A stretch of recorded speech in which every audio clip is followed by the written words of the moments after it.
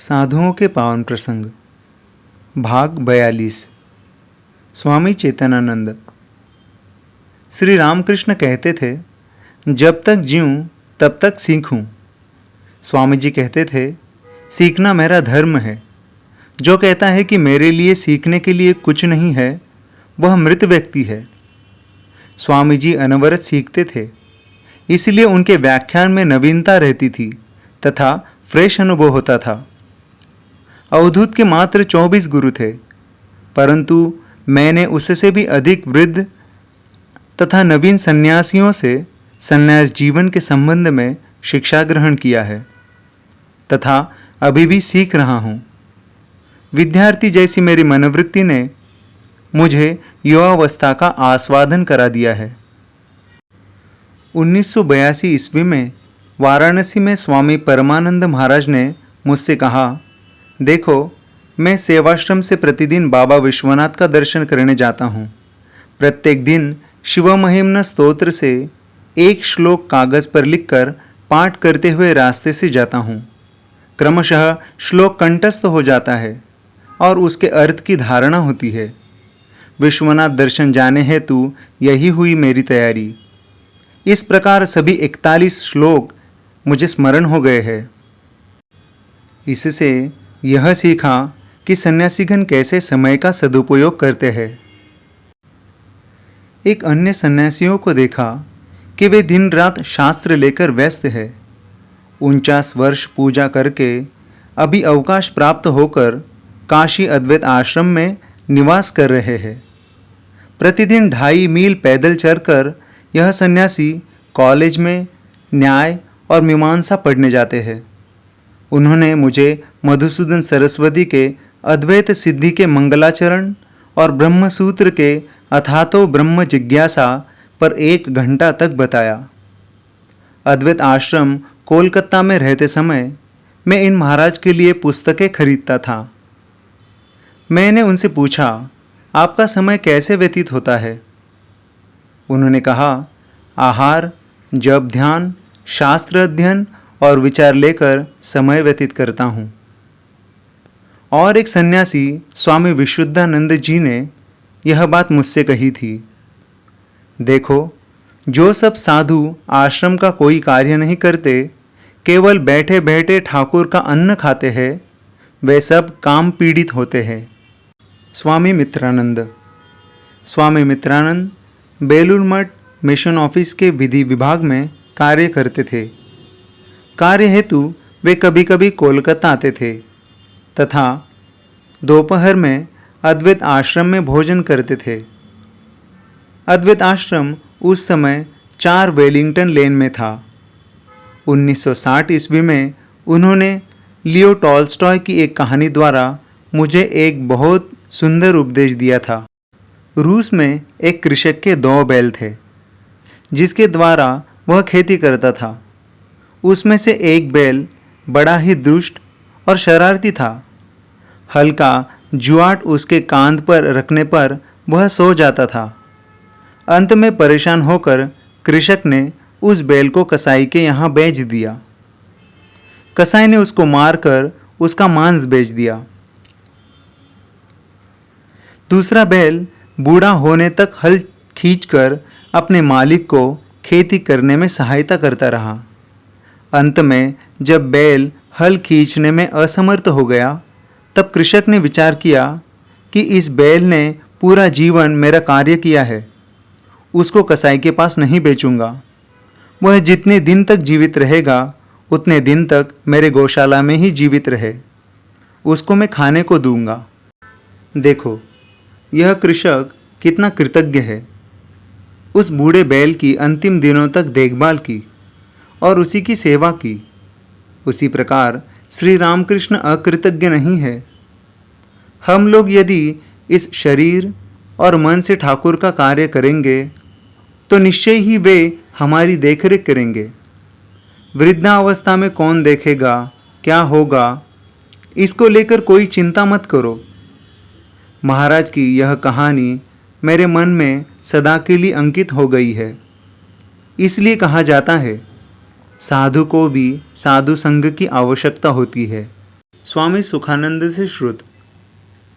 नरेंद्र महाराज स्वामी सुखानंद, ठाकुर, श्री माँ और ठाकुर के शिष्यों के प्रसंग में अनेक बातें बताया करते थे। श्री रामकृष्ण प्रशिक्षित लोगों को लाकर कई सेनापति को बनाकर चले गए हैं। अनेक शिष्यगण कोई साधारण व्यक्ति नहीं थे। ठाकुर ने अपने कार्य हेतु विभिन्न देव देवी पूर्ववर्ती अवतारों के पार्षदों को लेकर अपनी शिष्य मंडली गठित की थी। स्वामी जी सप्तऋषि मंडल के एक ऋषि थे। नर रूपी नारायण और शिव के एक अंश थे। महाराज स्वामी ब्रह्मानंद कृष्ण सखा ब्रज के राखाल थे। प्रेमानंद जी ने राधा के अंश से, निरंजनानंद जी ने राम के अंश से और पूर्णचंद्र ने विष्णु के अंश से जन्म ग्रहण किया था। योगानंद जी पूर्व जन्म में अर्जुन, विज्ञानानंद जी जाम्बुवंत, लाटू महाराज हनुमान थे। शिवानंद जी का शिव के अंश से जन्म हुआ था। इसीलिए उन्होंने एक समय कहा था, ऐसा लगता है कि पूर्व जन्म में मैं बौद्ध सन्यासी था। रामकृष्णानंद जी और शारदानंद जी ईशा मसीह के पार्षद थे। श्रीम महेंद्रनाथ गुप्त और बलराम बोस चैतन्य देव के पार्षद तथा गिरीश घोष भैरव के अवतार थे। अखंडानंद जी कहते थे, मैं माँ यशोदा हूँ। भक्त महिलाओं में गोपाल की माँ कृष्ण अवतार की ब्रज की फलवाली थी। योगिन माँ कृपा सिद्धा गोपी तथा जया, गोलाप माँ विजया, निस्तारिणी देवी छिन्न मस्तिका के अंश से और रासमणि अष्ट सखियों में से एक सखी थी। लक्ष्मी दीदी शीतला की अवतार थी। इस युग के अवतार ठाकुर लीला करने हेतु इन सभी चिन्हित व्यक्तियों को लेकर आए थे। ये सब हमारे जैसे कोई साधारण मनुष्य नहीं थे।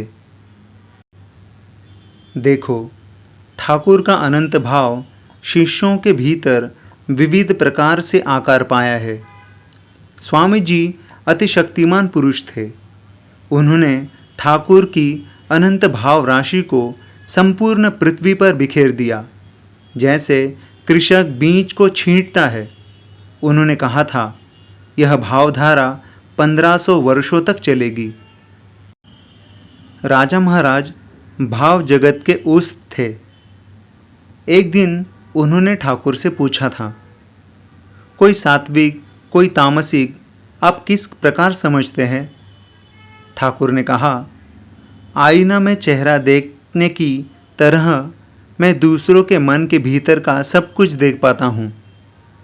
मुझे सिखा दीजिए। माँ की इच्छा। तदुपरांत दूसरों के अंतकरण को जानने की शक्ति महाराज के भीतर आई। वे देखने लगे कि दूसरों के मन के भीतर तो मैल भरा हुआ है। तदनंतर उन्होंने समझा, मैं तो केवल मनुष्य के भीतर के मैल को ही देखता हूँ। परिणाम स्वरूप वे सब संस्कार मेरे भीतर आ जाएंगे। उन्होंने वह शक्ति ठाकुर को वापस कर दी।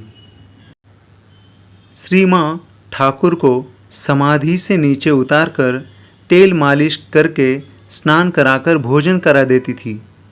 जिस दिन कोलकाता जाना नहीं होता या भक्तगण दक्षिणेश्वर में नहीं आते थे, उस दिन ठाकुर अधिकांश समय समाधि में ही रहते थे। स्वामी प्रेमानंद जी ने कहा था, स्वामी जी ठाकुर के साथ बहुत तर्क करते थे। इस पर ठाकुर ने स्वामी जी से कहा, देखो, तुम जौहरी होकर इस तरह की बातें करते हो। एक कहानी सुनो। एक धनी व्यक्ति हीरा बेचना चाहता है। एक जौहरी हीरा को देखकर समझ गया कि यह बहुत मूल्यवान है। उसने मालिक को 2 लाख रुपए देना चाहा। उसी समय एक और जौहरी वहां पर आ गया। उसको देखकर पहले वाले जौहरी ने हीरा को अपने जूते के अंदर छुपा कर रख लिया। तत्पश्चात दूसरे जौहरी के चले जाने के उपरांत पहले वाले जौहरी ने जूता से हीरा निकालकर देखा कि हीरा फटकर चूरमा हो गया है। क्या हुआ? हीरा ने कहा, मैं अभिमान से फट गया, अर्थात मैं मनुष्य के मस्तक पर रहता हूँ और तुमने मुझे जूता के भीतर रखा। इसलिए ठाकुर ने कहा, तुम्हारे जैसा अधिकारी यदि मुझे नहीं समझता है तो मैं हीरा के जैसा फट जाऊंगा। स्वामी शुद्धानंद की स्मृतियाँ। स्वामी शुद्धानंद स्वामी जी के शिष्य और रामकृष्ण मिशन के पंचम संघाध्यक्ष थे। स्वामी अनिकेतानंद दिनेश महाराज स्वामी शुद्धानंद जी के सेवक थे। उन्होंने 29/9/1982 ईस्वी को बेलूर मठ में स्वामी शुद्धानंद के विषय में बताया था।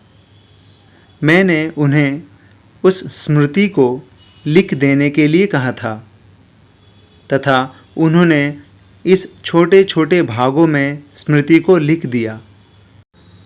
स्वामी शुद्धानंद जी महाराज की सत्य के प्रति अनन्य निष्ठा थी।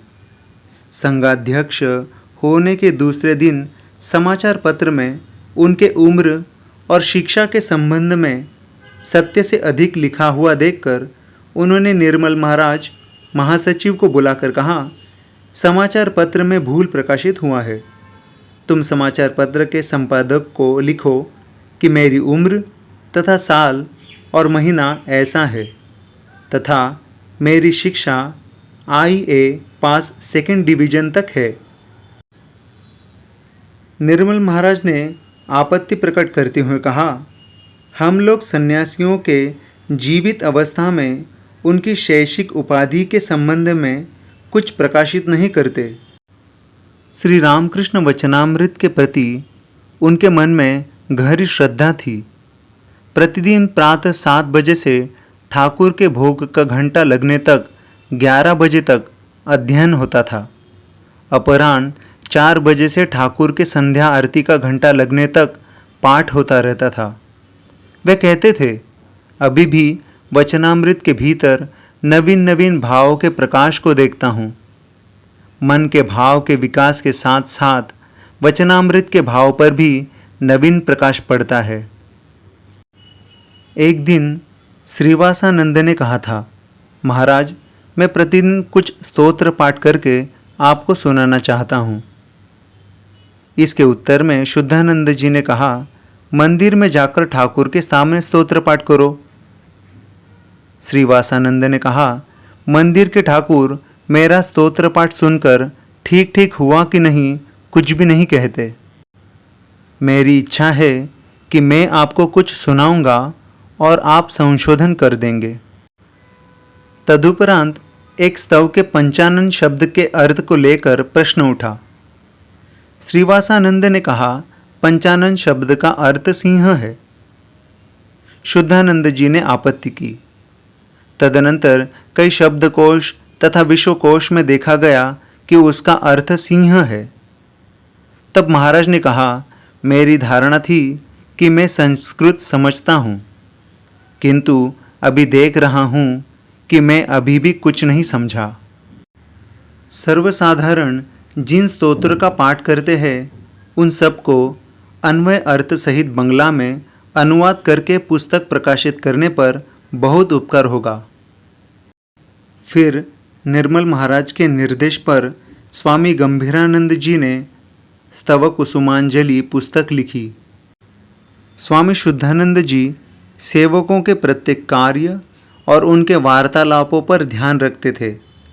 सेवक सुधीर स्वामी महाविद्यानंद ने एक दिन बेंच को टूल कहा। यह सत्य है कि नहीं जानने के लिए महाराज ने मुझसे भी पूछा। मैंने भी कहा टूल। पूर्व बंग बांग्लादेश में छोटा टूल, गोल टूल, लंबा टूल कहते हैं। बेंच हुआ लंबा टूल। तब वे सबको कहने लगे, मेरे 2 सेवक दोनों ही बांग्लादेशी है, मैं उनकी बातें नहीं समझ पाता। संध्या उपरांत निर्मल महाराज उनका दर्शन करने आने पर उन्होंने कहा, तुमने मुझे कैसा सेवक दिया है? दोनों बांग्लादेशी, वे मेरी बातें नहीं समझते। निर्मल महाराज ने कहा, एक बंगाल की बातें सुनकर आप घबरा गए? आप समस्त मठ मिशन के संघाध्यक्ष हैं। आपके पास कितने भाषाओं को जानने वाले अपनी अपनी भाषा में वार्तालाप करेंगे? सभी आपकी ही भाषा बोलेंगे? यह कैसे संभव होगा? तब महाराज शांत हो गए। महापुरुष महाराज से दीक्षित एक महिला ने आकर शुद्धानंद जी से पूछा, महाराज, किसी सिद्ध पुरुष से दीक्षा लेने पर क्या उसको स्वयं कुछ साधना करनी होगी या सिद्ध पुरुष की कृपा से ही उसको सिद्धि प्राप्त होगी? महाराज ने उस महिला को भोजनोपरांत आने के लिए कहा। प्रभु महाराज और परेश महाराज बगल के कमरे में थे। उन्होंने मुझे प्रभु महाराज को बुलाने के लिए कहा। उनके आने पर महाराज ने कहा, देखो प्रभु, तुम लोगों ने मुझे संघाध्यक्ष बनाया है। अभी लोग आकर इस प्रकार के प्रश्न करते हैं, मैं अब क्या उत्तर दूंगा? इस पर प्रभु महाराज ने कहा, महापुरुषों की पुस्तक में इस प्रकार की बातें हैं कि जिसे विषधर सांप काटता है वह चाहे पृथ्वी के नीचे चला जाए परंतु उसे मरना ही होगा। सेवकों के कार्य या लिखाई पढ़ाई में भूल होने पर वे कहते थे, तुम लोगों से मैं कमरे की सफाई, वस्त्रों की धुलाई, बाथरूम साफ करने जैसा कार्य कराता हूँ। प्रत्येक कार्य यदि तुम लोग अच्छी तरह से नहीं करते हो तो मैं मरने के बाद भी तुम लोगों के हाथ से निस्तार नहीं पाऊंगा। लोग कहेंगे कि ये लोग किसी मेहतर के साथ में थे। एक दिन महाराज के पास वचनामृत पढ़ रहा था। ठाकुर कह रहे हैं, विशुद्ध, निखात करो माँ। महाराज ने पूछा, विशुद्ध का मतलब? मैं चुप रह गया। उन्होंने पुनः पूछा, खाद मतलब क्या? मैंने कहा, गर्द, बिल। वे पूरे दिन चुपचाप रहे। रात्रि में निर्मल महाराज के आने पर शिकायत करते हुए कहा, नहीं समझने पर भी ये लोग पूछते नहीं। वचनामृत पढ़कर उसका अर्थ नहीं समझता और साधु होने के लिए आया है, क्या करूं? निर्मल महाराज, तो महाराज सभी बातें जानना आवश्यक नहीं है। स्वामी शुद्धानंद, यह क्या? अंत में इन लोगों के कारण क्या मुझे भला बुरा सुनना होगा? लोग कहेंगे, ये लोग किसी मूर्ख मेहतर के पास में थे। मरने के बाद भी मुझे इन लोगों के कारण बुरा भला सुनना होगा। निर्मल महाराज शुद्धानंद जी के पास प्रतिदिन आने वाले दर्शनार्थियों में अंतिम आगंतुक थे। वे प्रतिदिन आकर मठ मिशन की सभी बातें उनको बताया करते थे। स्वामी शुद्धानंद जी के पास दिन रात वचनामृत का पाठ चलता रहता था। किसी के द्वारा उपदेश मांगने पर कहते, वचनामृत पढ़ो। ठाकुर ने सभी प्रश्नों का उत्तर दिया है। उनके उपदेशों से यदि कार्य नहीं होगा तो मेरे उपदेश से भी कार्य नहीं होगा। जिसके पास जितना समय रहता वह उतना वचनामृत का पाठ सुनता तथा बाद में चला जाता। स्वामी निखिलानंद ने अमेरिका से आकर एक दिन स्वामी शुद्धानंद जी से कहा, महाराज, अमेरिका में लोग स्वामी जी के प्रति बहुत ही श्रद्धा करते हैं, उनकी बातों से मुग्ध होते हैं। स्वामी शुद्धानंद, क्या कहते हो? जानते हो तो स्वामी जी को विद्यासागर के विद्यालय से निकाल दिया गया था। निखिलानंद, स्वामी जी का कार्य तो गाय चराने, विद्यालय में शिक्षक का कार्य करना नहीं था, इसलिए विद्यालय से निकाल दिए गए। महाराज सुनकर चुप रह गए। किसी दर्शनार्थी के आने पर सर्वप्रथम उनका नाम, पता, किनका शिष्य है अथवा मठ के किसी सन्यासी के साथ परिचय है कि नहीं, यह जानकारी लेना होता था। इनमें से महाराज जिनको बुलाने के लिए कहते उनको ही पहले बुलाना पड़ता था।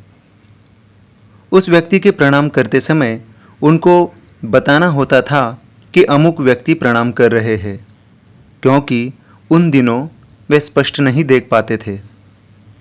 एक दिन एक व्यक्ति अपनी स्त्री, पुत्र पुत्री के साथ महाराज को प्रणाम करने आए। तब सेवक महाविद्यानंद ने कहा, यह अमुक महाराज के शिष्य है। परंतु उनके गुरु अन्य महाराज थे। स्वामी शुद्धानंद जी ने उन भक्तों के सामने ही सेवक को कठोर शब्दों में भर्त्सना करते हुए कहा, तुमने इनका गुरु बदल दिया। सभी आश्चर्यचकित रह गए। वे सेवकों की गलती सहन नहीं कर पाते थे। सोचता था, ये लोग यदि जूता भी मारेंगे फिर भी इनका संग नहीं छोड़ूंगा। ये लोग वास्तव में कल्याण कामना करने वाले हैं। ये लोग हमारे कल्याण हेतु डांटते हैं। श्यामा प्रसाद मुखर्जी उस समय मंत्री थे। अमेरिका जाने के पूर्व वे शुद्धानंद जी महाराज का दर्शन करने आए। महाराज ने उनको अमेरिका से वापस आने पर पुनः मिलने के लिए कहा। श्यामा प्रसाद मुखर्जी वापस आने पर बेलूर मठ में महाराज का दर्शन करने आए। महाराज ने पूछा, क्या देखा? श्यामा प्रसाद ने कहा, मैं एक दिन शिकागो के एक पार्क में घूम रहा था। वहाँ पर एक वृद्ध अमेरिकी के साथ साक्षात्कार हुआ। मैं कोलकाता से आया हूँ, यह सुनकर उन्होंने कहा, स्वामी विवेकानंद इसी पार्क में घूमते थे। मृत्यु के पूर्व प्राय 3 दिन और 3 रात्रि वे अचेतन अवस्था में थे। मृत्यु के पूर्व रात्रि में नेत्र खोलकर जय माँ, जय ठाकुर, जय स्वामी जी कहकर 3 बार प्रणाम किया। तदुपरांत नेत्र बंद करके और कुछ वार्तालाप नहीं किया। उन्होंने अगले दिन प्रातः 8 या 9 बजे अंतिम सांस ली। मृत्यु के पश्चात उनके चेहरे पर अद्भुत शोभा थी।